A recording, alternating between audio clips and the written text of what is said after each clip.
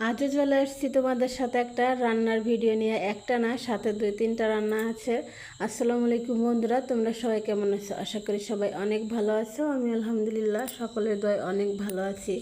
তো প্রথমে এই যে আমি মাছটা ভাজি করে নিচ্ছি। মাছটা আমি একদমই জালি নরম নরম ডাটা দিয়ে রান্না করব।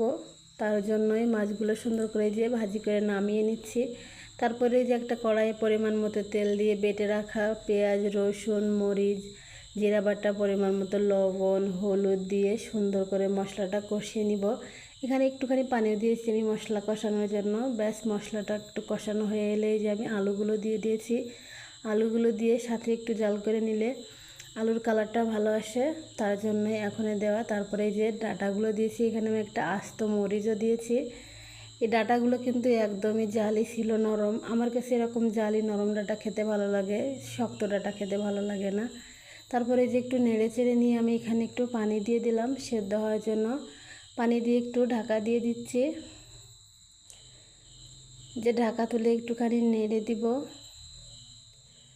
আসলে তো আমি সব সময় বলতেছি যে চারিদিকে শব্দের কারণে ভিডিও ভালো হচ্ছে না। এই যে এখনও রাতের বেলায় ভিডিওতে ভয়েস দিচ্ছি।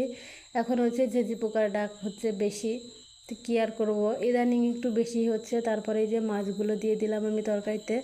মাছগুলো দিয়ে এখন আবারও কিছুক্ষণ জাল করে নিব।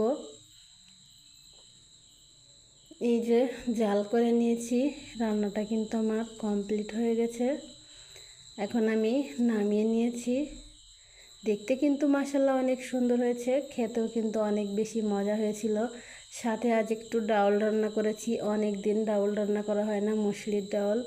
কিন্তু এই ডাউলটা আমি একদমই শর্টকাটে রান্না করেছি। খেতে কিন্তু ভালোই হয়েছিল। আমি কিন্তু খাইনি, তার জন্যে বেশি ই করে বলতে পারতেছি না, কিন্তু খেতে অনেক ভালোই হয়েছিল, অন্যরা বলেছে।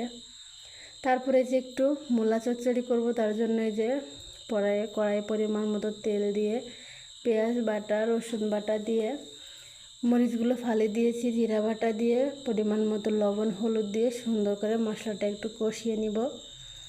আসলে মূলাটা চচ্চড়ি করলেই ভালো লাগে, ভাজি করলে কিন্তু একটু গন্ধ গন্ধ লাগে। এইভাবে রান্না করলে কিন্তু আর গন্ধ লাগে না।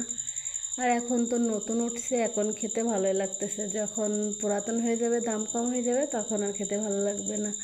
এটাই হচ্ছে আমাদের বাঙালিদের অবস্থা। যাই হোক, এই যে সবগুলো একসাথে দিয়ে আমি সাথে একটা আলু দিয়েছি, সুন্দর করে কষিয়ে নিচ্ছি। তারপরে যে এখানে একটু পানি দিয়ে দিচ্ছি। পানিটা দিয়ে এখন আমি ঢাকা দিয়ে নিব।